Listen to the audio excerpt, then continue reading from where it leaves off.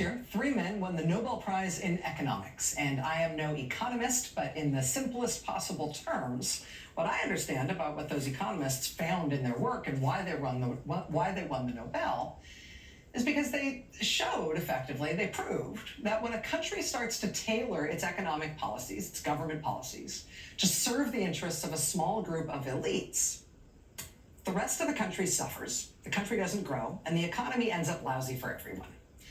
They used research and economic models and game theory to show what many people sort of intrinsically suspect, which is that when you have less small d democracy and more oligarchic concentration of power, everybody ends up worse off.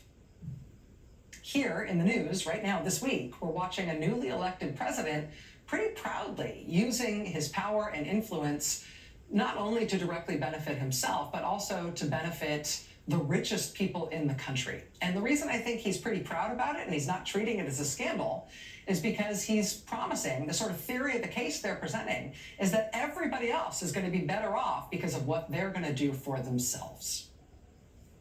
What can this past year's Nobel Prize winning economists tell us about what we're seeing today and what we really should expect for our country?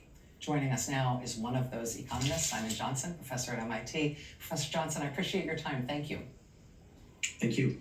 I know that I'm grossly oversimplifying your work, but I'm trying to, give me credit, apply it to a real world situation we are living through in real time. Am I being fair in terms of giving the broad strokes of it? Absolutely fair. I hope that was a brilliant summary, actually. Oh, God, thank you. Let's end this now. When the government is used to enrich not only government leaders, but also people who are already at the apex of government power, or the apex of economic power, what does that tend to do to a country's economic health? It's stultifying. I mean, it is, as you just said, Rachel, fairly obvious, perhaps. And in some cases in economics, the obvious answer is the correct answer. But you often have, in many countries, this is true historically, this is true around the world today, you have a group of people, an oligarchy or a cabal of some kind, some political people, some economic people, people who are intertwined in various ways. And they're looking out for themselves and they're lining their own pockets in various ways. And I think one of the biggest mistakes that people have made when they looked at these situations, again, across a lot of years and many countries, they say, oh, look, they're going to make a ton of money and that'll be good for the rest of us. Well, no, actually, they make a ton of money for themselves and the trickle-down effects for everybody else are minuscule.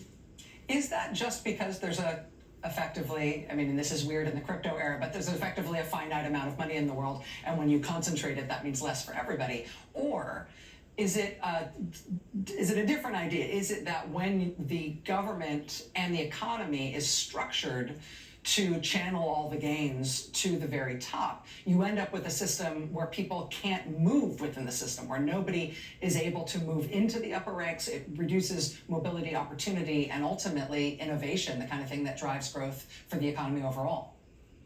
Yeah, I would say it's the second one, which is, think of it as monopolies, but really, really big monopolies, pervasive monopolies, monopolies that are not only about economics and prices, but also about politics and social mobility. So a small group of people holds all the opportunities for themselves. They do well, by the way. Some of them do incredibly well, and then they have vast wealth overseas and so on subsequently. We've all heard those stories. But do they allow new people to rise? Do they allow new companies to be created? Do they do anything for new jobs that pay decent wages? No, they don't care about that. In fact, often they find new activity to be threatening because it may undermine their monopolies on the economic side and it may undermine their grip on political power. So better for them to completely quash initiative and entrepreneurship and funnel all the opportunities to a few incumbents. I think that's exactly what we're seeing in the tech sector in the US right now. Let me ask you to say a little bit more about that, because I think that's key. Because I think again, for those of us who aren't economists, a lot of this analysis sounds like, yeah, it's bad when you have a lot of inequality. Having a lot of, or, having a class of wildly wealthy people means that other people aren't getting a fair shot. There's an element here, though, that is forward-looking, and it is about not just there being rich people, but there being rich people who the government is serving, rich people who the government rich people having captured the government. And the thing that was so shocking, I think, to Americans who even paying a casual level of attention to politics this week was to see like the governor of Texas and the governor of Florida stuck in the overflow room at the inauguration while the three richest men in the world and their wives and girlfriends were sitting there right next to the president. The idea that the elected government that we think of as the locus of political power in this country is essentially being supplanted just by money, and that the people with money are just taking everything for themselves, and the elected class, with all of its flaws, is on the outside. That sounds like it's not just about inequality, it's about creating a sort of permanent stultifying effect that means that our economy is going to suck for a really long time.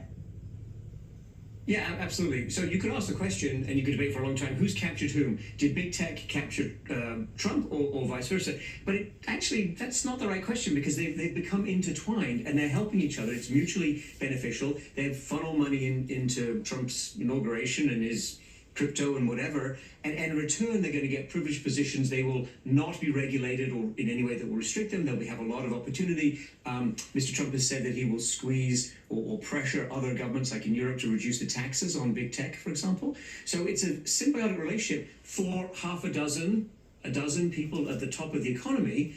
And their interest in developing technology that helps the rest of us, in creating more new good jobs more broadly, or anything else that challenges their monopolies or challenges their political positions, their interest in that is, of course, absolutely zero. In fact, they really, really don't want anything that will challenge their economic or political strong positions right now. Yeah. If there's only 6 gigs in the whole country for people to make a ton of money, you don't want to do anything that's going to challenge your ability to have one of those 6 gigs. Simon Johnson, Nobel Prize-winning economist, professor at MIT, thank you so much for your work and for helping us understand it today. It's really invaluable. Thank you. Thank you. As I mentioned at the top of the show, we've got some breaking news about Pete Hegseth's nomination to be defense secretary. This is new news you have not heard elsewhere. We're about to break it here. That's next.